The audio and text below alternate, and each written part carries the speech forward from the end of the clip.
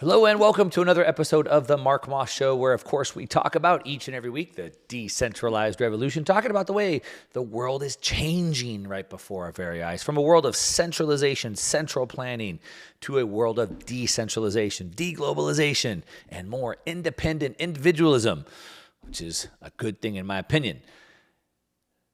Why is that a good thing? Let's talk about that for a second. So,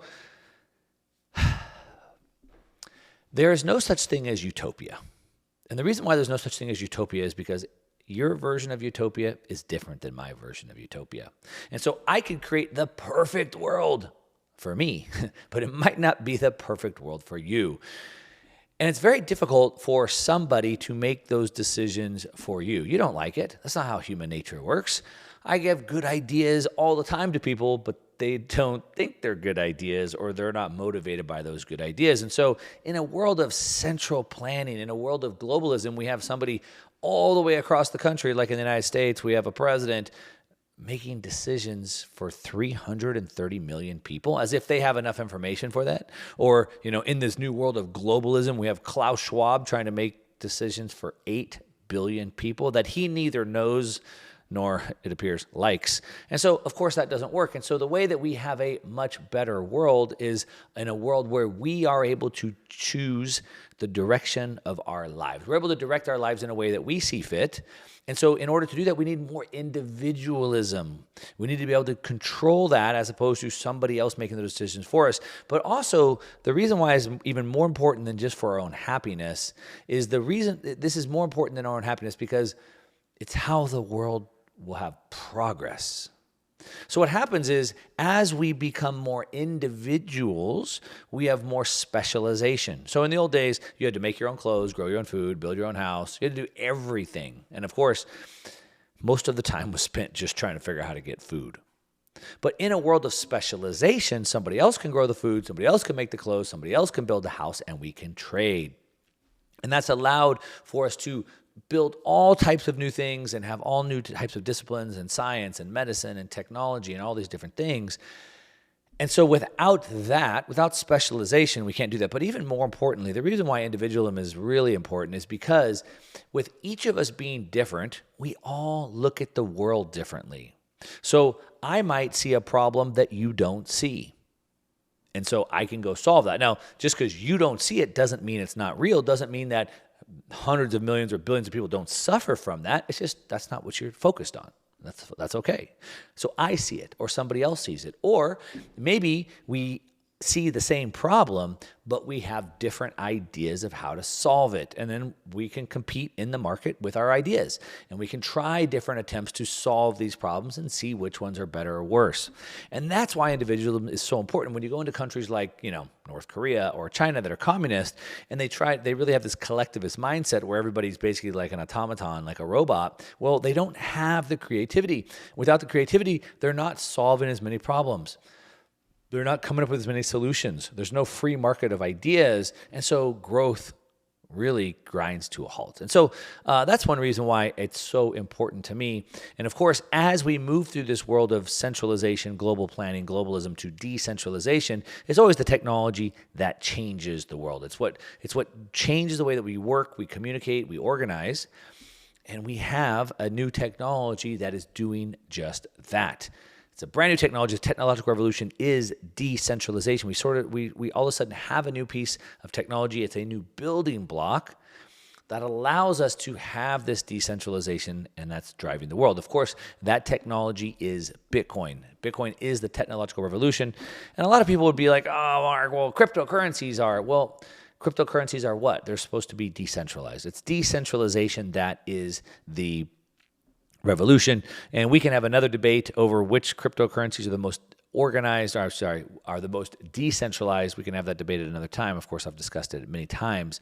But Bitcoin is the revolution. That's what created that decentralization. And the reason why I'm saying all that is because I just got back from 7 or 8 days, a week in Miami, Florida, for the largest Bitcoin cryptocurrency conference in the world, and that is the Bitcoin conference that goes to Miami every single year. Well, it's been in Miami the last couple of years. Next year, it's going to be in Nashville.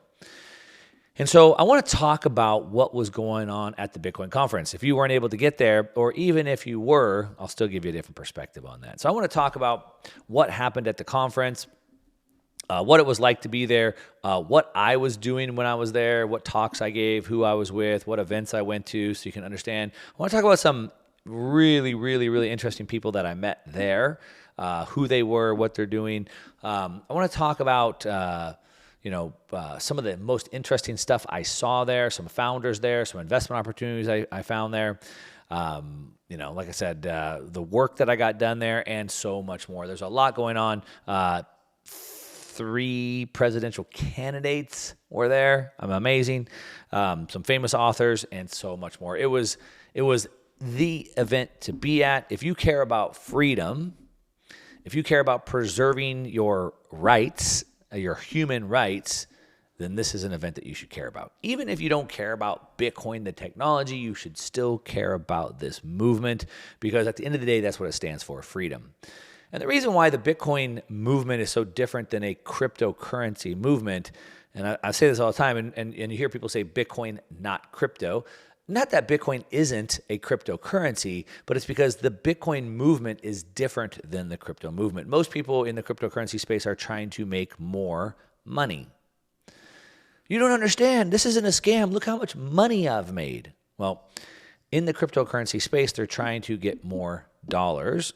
In the Bitcoin space, they're trying to create more freedom. And one of the biggest ways that you can see this is at the Bitcoin conference. I'm not sure what the attendance was this year. 15 to 20,000 people were there at the conference. And I was there. There was a couple days of events before. It's kind of turned into this whole week thing. There was 2 days events before. It's called the Thank God for Bitcoin event, which is pretty cool. And then rolling right into the Bitcoin conference. And I don't think one single time did I hear anybody talk about the US dollar valuation of Bitcoin. Nobody cares about that. Instead, we talked about things like human rights. We talked about things like your political freedom. We talked about poverty in the world and how we can solve that. We talked about high value things that only come once you've made that mind shift change, the mind shift. Change, whatever it is. And so only when you get to that can you start to think about those things. And like I said, mostly in the crypto space, it's about how do we make more money? How do I get more of these fiat dollars? And that's not what we're doing. The other thing that's just amazing about the event is because everybody's coming on those ideals, they're coming to figure out how we can solve those things, world poverty, world hunger, like I said, preserving human rights, all those things. Ultimately, what I think it comes down to is humanity, prosperity of humanity, and human rights, and if I summed it up, freedom. And the reason why this is important to understand is because what you hear from mainstream media is a lot of divisive identity politics. It's all over the news today. I mean, the White House press secretary, Karine Jean-Pierre, constantly talks about this. It's all over the news constantly. It's shoved down your face constantly. Women and white people and black people and minorities and gay people and trans people and all this stuff. We don't care about that. That's not how we organize. We organize based off of values. And so when you go to the Bitcoin conference, everybody there has come on values like freedom, which is the highest value. Now, there was all types of races and genders, and I'm sure there was all types of preferences. All that was there, but they didn't organize based off that. They organized off of values. And the reason why that's important is because you could feel this electricity in the air of all the people that have aligned, have organized themselves based off of values and the highest level values. It's amazing. Of course, most people are there trying to preserve their purchasing power, trying to store their wealth in a way that can't be confiscated arbitrarily, can't be inflated away. And so they're trying to preserve their purchasing power. So their savings buy them more goods and services in the future instead of less. Now, one way that I've managed to preserve my purchasing power and make sure my money buys me more goods and services in the future is by investing into real estate, which is old technology. It's not like Bitcoin. But, when the markets are a mess, when the politicians are trying to raise the debt ceiling, you want to make sure that you can maintain your purchasing power. Real estate's been a good way to do that. Of course, it's hard to get into real estate. And that's why I'm working with a company called raddiversified.com. They've basically diversified. They've basically decentralized the ability to buy cash flowing real estate all over the country And you can tap into their portfolio for only $1,000. You don't have to have a lot of money. You don't have to manage it yourself. You can tap in with Rad Diversified. They're giving every American the opportunity to create generational wealth through real estate. Check them out. Go to raddiversified.com. Again, that's raddiversified.com. And like I said, you can test the water for as little as $1,000. Again, raddiversified.com. Now, disclaimer, all investments involve risk. Consult a financial advisor. Check out Rad Diversified for more. The groundbreaking, the technological revolution, not just a new technology, the revolution is decentralization, decentralized technology, and of course, that is in Bitcoin. Now, a lot of people think that Bitcoin is just money, and it is money, but it's also more than that. So you have Bitcoin, the network, which is the network of computers that are all around the world and the nodes that run the copies of the database, and then you have Bitcoin, the asset, that moves on top of the network. But there's lots of other use cases for the network. Imagine having a borderless, permissionless, decentralized, immutable, censorship-resistant computer network. What else could that be used for besides money? Well, turns out lots of things. In a world where in a world where we're having more censorship than ever before, when we're seeing more fraud because of changing systems than ever before, we're seeing more exclusion because of the permissions that are being required everywhere. In a world where that's happening, then we need a solution to that. So we would need something that's permissionless to join. We need something that's immutable, so it can't be changed. We need something that's censorship resistant, so we can't be censored. And so as these big problems are coming up all over the world, we need a solution, and that's what Bitcoin, the network, and yes, Bitcoin, the asset, are providing. Let me just give you an example real quick, and then I'm going to talk more about exactly what happened over the last week. But an example that of a new development that we're having on top of the Bitcoin network. So again, we have permission. So like, for example, I need permission from a government to bring certain goods into the country. Because of misinformation and malinformation and blah, blah, blah, we're having censorship. We're censoring communication. You can't say that. You can't transmit that message. We're having censorship of books and material. And this is only rising. It's going to be a worse problem. So for decades, I'm sure longer, probably thousands of years, you've had persecution. You've had governments blocking the Bible from being brought into the country.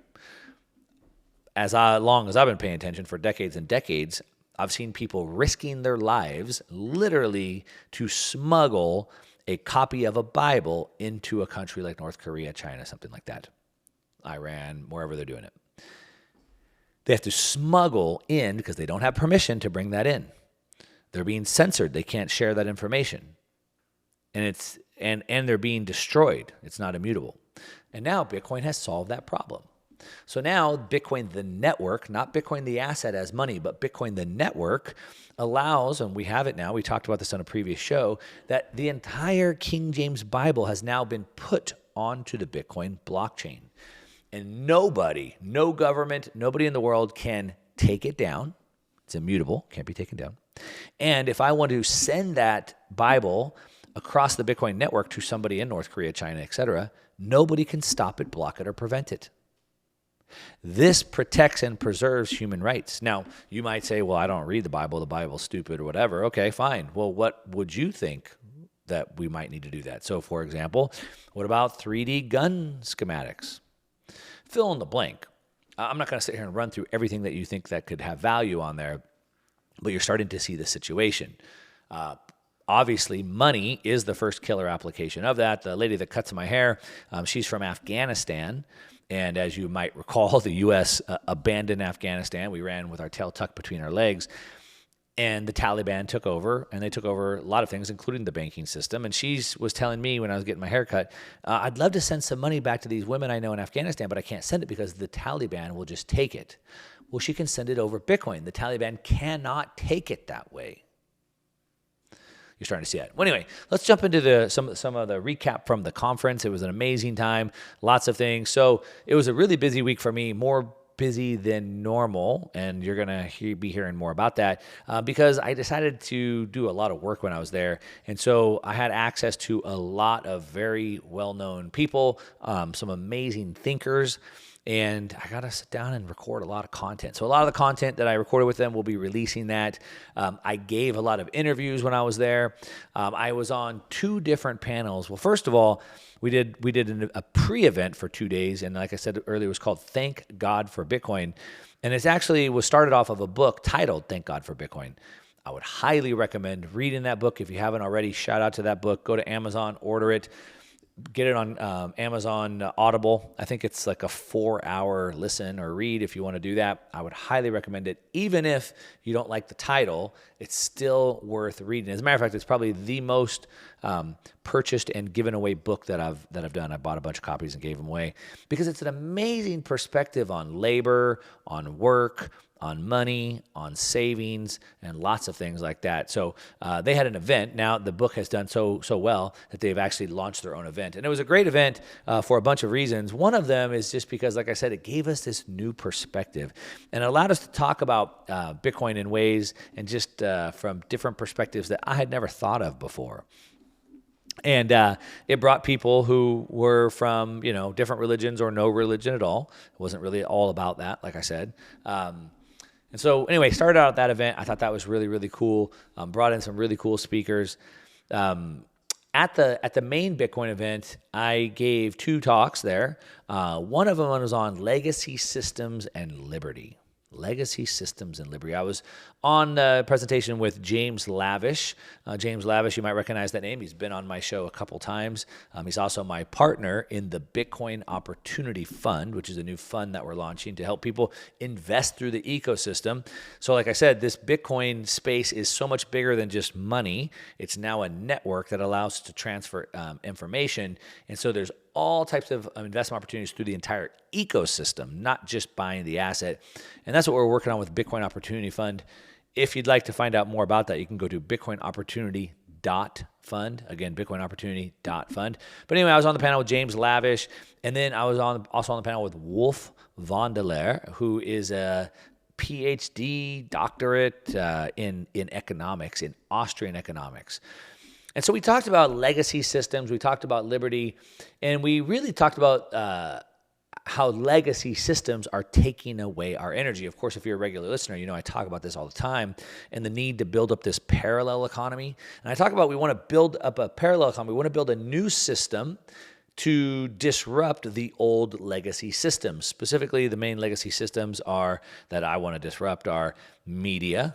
That's why I'm doing my own media, right? I don't need to listen to CNN. You can listen to small people like me or the Joe Rogans, et cetera. So media, we want to disrupt media. We want to disrupt education. Legacy education is horrible. Mike Pompeo, ex-Secretary of State, I believe, said that the most dangerous person in the entire world, in his opinion, is the head of the U.S. Education Department. I forget her name off the top of my head. So we want to disrupt education. We want to disrupt health. No longer can we trust our doctors to give us information at our best interest. We can see how they were paid and bribed to now give us medication we didn't want. We want to disrupt finance and all those things. And so I was on a panel, Legacy Systems and Liberty, talking about how these legacy systems are taking away our liberty, how we can disrupt those. You can find all these talks on YouTube for free, so if you want to go check them out. I did another presentation on the stage, and it was called Steady Lads, and this was the highlight. This was on the main stage in front of the entire conference, and it was basically the macro picture outlook. So what's going on with the the global macro, American macro, that's finance, etc. And I did that with Lynn Alden, who I've referenced her work many times on this show, and Preston Pish, and Dylan LeClaire, and Dylan's been on the show as well. And that was a hit. It might have been one of the most rewatched episodes on YouTube, so you can check that out as well. Just go to the Bitcoin Magazine YouTube channel, and you can find those. So we did that in front of a massive audience. It was pretty cool. I got to go to some really fun events, including the biggest Bitcoin bull in the world, and that's Michael Saylor. Michael Saylor is one of the biggest Bitcoin holders that we know of. I'm sure there's bigger ones that we don't know of. I think he's up to like 140,000 Bitcoin at this point. I think it's something like he owns one out of every 150 Bitcoins or something like that. Michael Saylor went to his house, got to go on his yacht, a big old party on his yacht. And while I was at the party on his yacht, I met and got a chance to actually talk to for quite a while RFK Jr., who is a Democratic presidential candidate hoping to potentially unseat the incumbent president, President Biden. From that, of course, RFK, I believe he's the nephew of John F. Kennedy, JFK, one of I think the last president to have gotten assassinated on the job. Of course, when he was hoping to get rid of the intelligence community and the central bank, he ended up dead. So did that. That was super fun. Some of the most amazing people I met, besides RFK, which was really cool, I also met RFK is running for a Democratic presidential nomination, and I got to meet Vivek Ramaswamy. He's running for a Republican, so he's on the other side of the aisle. Vivek Ramaswamy. I've had him on my main YouTube channel. We recently did an sit-down interview with him, so you can check that out. Just search Mark Moss on YouTube, and you can find that interview over there. Hopefully it's out already. But I got a chance to sit down and talk to him as well. That was really awesome. It was really awesome to see that we had presidential candidates from both sides of the aisle, proving that freedom is not political. Freedom is not some fringe right-wing thing. It's just human freedom. And money should not be political either. Money is just money. It doesn't need to be left or right. And so seeing that we had somebody from both sides of the aisle there, a Republican and a Democrat, really proves that out. One of my favorite people that I met there was Whitney Webb. She is an amazing talent. She is a national treasure. We need to protect her. I've had her on my main YouTube channel. You should check out that interview, Whitney Webb. The interview is done amazing well. Just search Mark Moss Whitney Webb. You can find that. She was really cool to meet in person because she's very friendly. She's very nice in person, and she's even smarter in person when you just talk to her kind of on a friendly level. She's going to be providing more research. We're going to be talking about her stuff more, and I'm going to have her back on the show as well. But you definitely, if you haven't watched that interview, just search Mark Moss Whitney Webb. You need to find that. You need to watch it. And then I would recommend that you go watch her other stuff as well. She is like a human computer, the ability to just remember every name. It's amazing. Kenny Florian, UFC legend, host of some other shows that he does as well. He's been on my show as well. Got to meet him in person for the first time. That was really cool. Luke We Are Change is a well-known kind of investigative journalist. He was there. Got to hang out with him and talk to him for a while. The amount of mind share in this space is just mind-boggling. We had Zoltan Pozsar, formerly with Credit Suisse, probably certainly arguably the most educated person in regards to the global financial system, how the plumbing works, how the Eurodollar banks and all that works. Probably Zoltan Pozsar is probably the premier expert in that. He was there. Like I said, this transcended just Bitcoin as money. This is a movement. And the people that were there shows this. We had someone on the left, a Democrat. We had someone on the right, Republican. And we also had somebody in the middle. Tulsi Gabbard was there. She left the Democrat Party to go to the Independent Party. She was there. It was really cool. Man, it was awesome. I did a couple interviews for some documentaries. A lot of people doing documentaries. Again, the mind share. All of these people, politicians coming over, some of the smartest people in the world, like Zoltan Pozsar. We have filmmakers coming. They're making videos, not just about the space specifically, about what Bitcoin is, but the movement, the push to freedom, the push to decentralization, all of those things. I was on Kitco. So they're one of the bigger, kind of investment shows out there. You can search Mark Moss Kitco, can find that. I got to meet some really cool founders and some new investment opportunities. One of which was probably the most impressive was, it sounded kind of like a Trojan horse. So you might hear about Bitcoin and you hear about Bitcoin mining.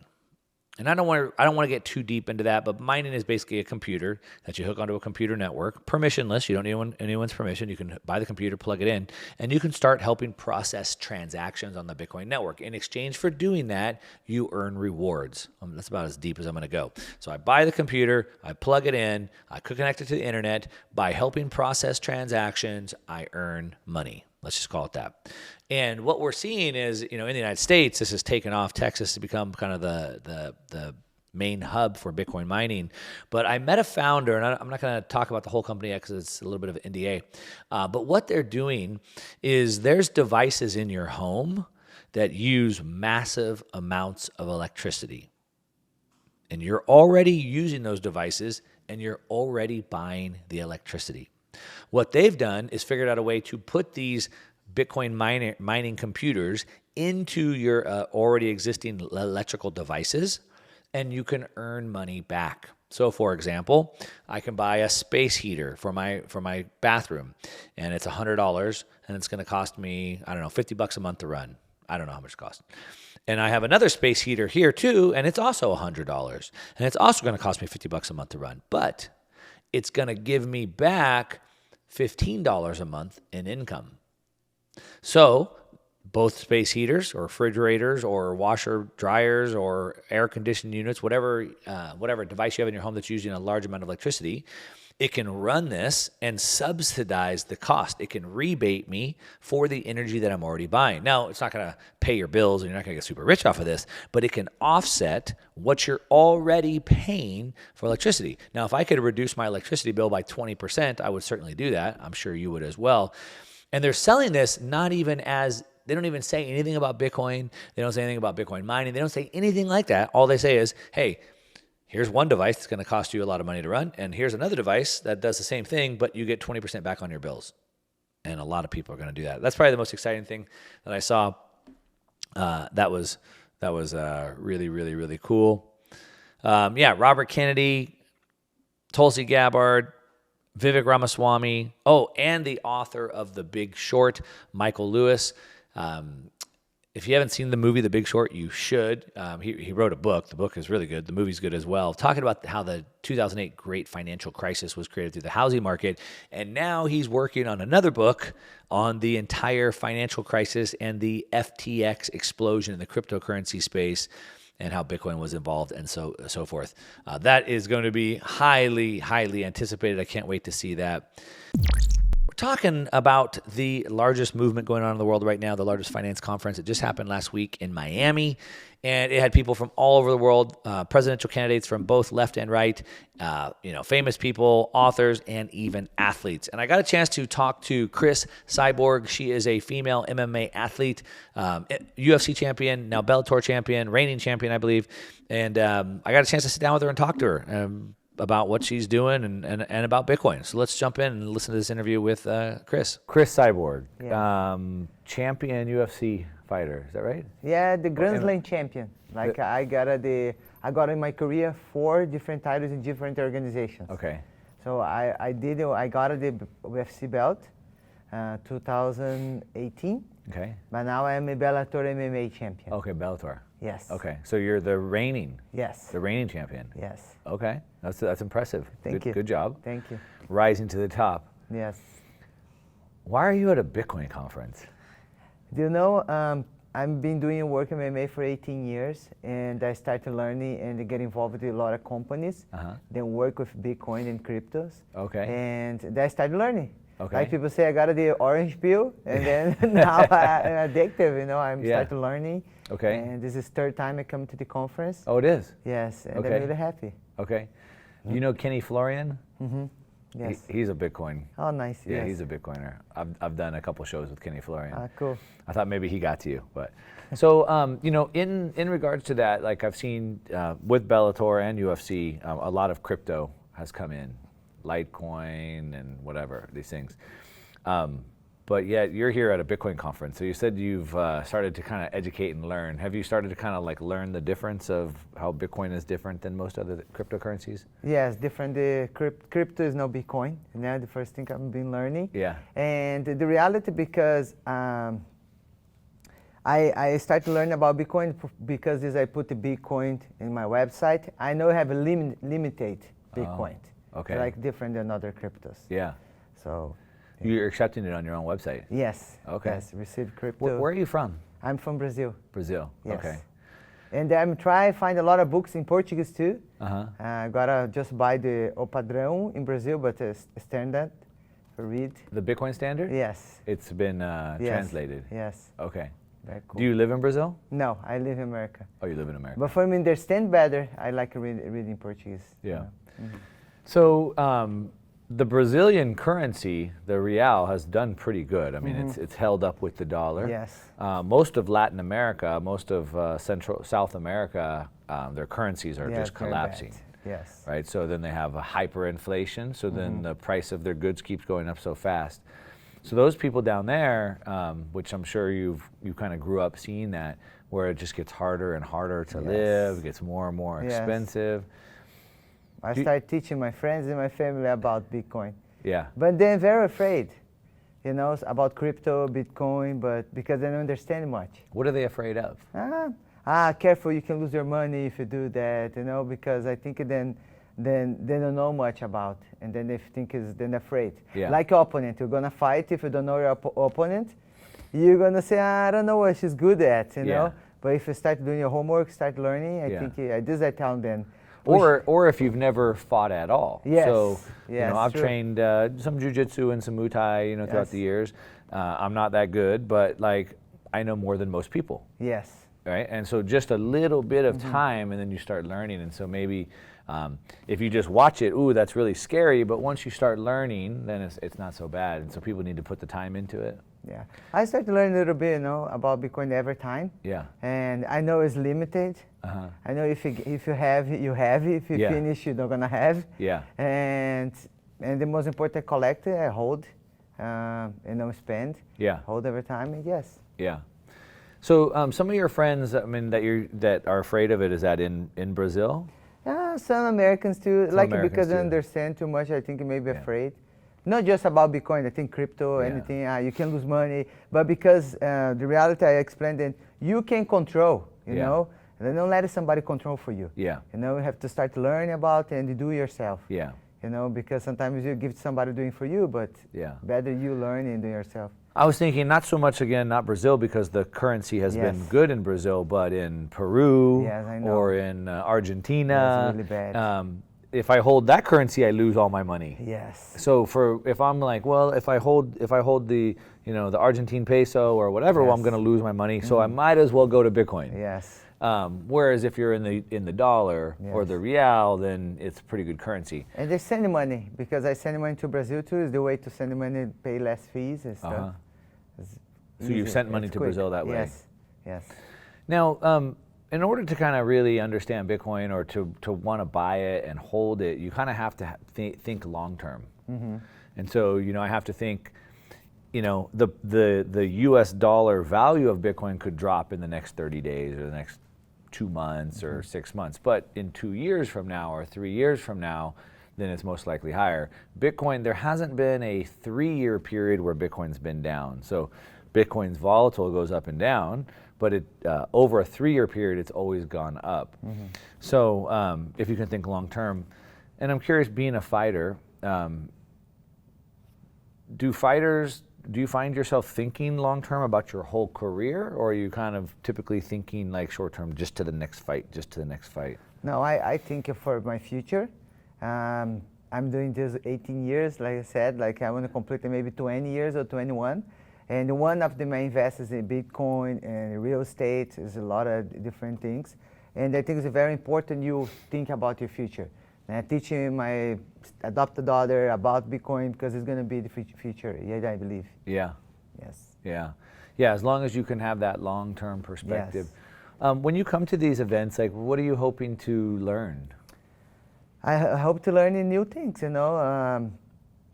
new women. Today I went to the conference, a lot of women there, and they make me really happy and make a lot of people, and they learn more. You see, it's so new for them too, because I came here 3 years ago too, and then come 2021. So I'm not too late, I came to learn and then started to learn too, and you have to have courage. Yeah. Like, you know, you're gonna step in some places they don't know about. Yeah. And you have to get courage and believe and share, you know. But you're not afraid of anything, right? No, but it's like a fighting, you know. Yeah. And then I saw the super girls there, and then we explained, and the encourage to scream and say, telling people what is Bitcoin is. Yeah, I thought that was really cool that the girls had that event. Yes. I think it's the second year that they've done that. Nice. You know, I hear from a lot of girls, and they say that we need to try to get more girls in, and you know, that the Bitcoin ecosystem isn't friendly to girls or things like that. And I'm curious from your perspective, because you're fighting in a man's sport, yes. and you've kind of pushed to kind of get this women adoption, if you will, to get in the sport. I mean, do you kind of look at it the same way in Bitcoin? Do you think that it's kind of hostile that way? I think getting better. I think, you know, better. I feel very happy today. I went to the conference with the girls. And MMA is the same thing. When I started like 18 years ago, it's don't have a lot of girls. Yeah. It's like me training with 50 guys inside the gym. Yeah. But I have a dream, I Yeah. believe. And I continue. And this has opened the door for another girls come to do MMA. Yeah. You know, I have a lot of young girls say, Chris, you know, I started training because I watch you, your first fight. So you just open the door for a lot of women. And the same thing, I know they have the small group, but I think it's big actually. You know, I have a lot of girls in the room, but it's growing, and open the door for another girls come, and they're having some teenagers there too. I was thinking very super cool. Oh, really? Yes, and that's good. just open the door for another girls, the pioneers. You Yeah. know? Yeah. Yes. Yeah. Do you think? I mean, do you look at Bitcoin as like something just to save your money in for later, or are you looking at it as maybe something that you might want to try to like find a way to work in the Bitcoin industry at some point? You said No, you I was just talking to my fiancé. I said, we need to find something for work with Bitcoin. Yeah. And for now, I'm just holding and prepare for the future. I know it's the long term. I don't stay all day looking at that thing for me to go crazy. Yeah. But I was thinking about, I said, we need to do something with Bitcoin. I already doing some small thing in my website, but more I think is nice. Yeah. So what's next for Cyborg? You have a couple more years, a few more championships to win? My next fight probably going to be October, November. Okay. And I'm very excited. I'm going to defend my title. And I think maybe a couple more fights. And I'm excited for defending my titles a couple times and make a big fight for my fans. Yeah. Yes. What else do you do besides fighting? I mean, do you have like maybe some nonprofits or any other business ventures or anything? I didn't have no profit yet because I want to wait to me retire for me myself take care. Yeah. You know, it's hard to leave somebody take care. I like to be a step in front to do. But I do different ones. I help the different organizations in Brazil. I went to Africa. Oh. And then still work with the women. I have the Pink Belt Fitness for teaching a lot of girls self-defense, everything. And I was thinking about maybe I have the opportunity to explain about Bitcoin for them too. Yeah. I never did, but I think it was really cool. Pink Belt Fitness? Yes, it's you spend 2 days together, and then we training. I share a little bit about my life, how's everything. Then share the lives too, you know, and we learn self-defense. I show them a little bit about Muay Thai, boxing, Jiu-Jitsu, and about fitness, you know, diet. And yeah, it was very, very cool, all the girls together. Is that like a camp? Yeah, it's like a camp 2 days. Or sometimes 1 day. Just like one time a year? Yeah, I try to do more than maybe 3 times a year I try. Okay. Yes. Where's that? I did in California, I did in Thailand. I can do different places. Okay. Yes. My youngest daughter, we had her doing jiu-jitsu for a couple years, and she was good. She was real good. She did a couple tournaments, but then she got older and she didn't want to do it anymore. But she's got a good base. So, nice. It's important, you know, self-defense. It is. It's really important. And confidence. Yes, right? yes. But you only get confidence from doing it, because the confidence is knowing that you have the skills. I believe confidence when you learn what you're doing, and that will give you confidence. Like when you go to the fight, when you train all the time and you train hard, this is your confidence because you know you train. Because you know. Yeah. Yes, because you train, you're ready for, and sometimes you're not going to win. Yes, but you know you're ready for, you know, for do your best. Yeah. And so I would say back to Bitcoin is kind of the same way, where people are afraid of it. Yes. And the way that you get confidence is by doing it. Do the homework. Do your homework, learn about it, you know, move some small transactions. Yes. And the more that you learn, the more that you do it, talk about it, then you gain the confidence. Yes, just put a little bit in the study. We usually do this tell them, put the app in, give you some $5 for them. Yeah. And then say, now you have to do your homework, study, looking for, and to play around, for learning. Yeah, okay. What else are you doing while you're here this week? I'm going to continue to come to conference, to Saturday, and then go to Dallas. I have a sports show, card show there. Oh. I'm going to do in autographs and take pictures with the good, fans. good. Yes, enjoy Miami for now. All right. Nice. Well, thanks for stopping by. It's great to meet you. Thank you for having me here. I love what you're doing. Keep spreading the message. Okay, thank you. And encouraging women. It's great. Yes, thank you so much. Thank you. My pleasure. All right. Hopefully you enjoyed that interview with Cris. It was great to be able to sit down, meet a legend, like a living legend for real. Be able to take a picture with her, shake her hand. Hopefully you enjoyed that interview. And you've been listening to the Mark Moss Show, talking about the decentralized revolution. Hopefully you enjoyed that show. Thanks for listening.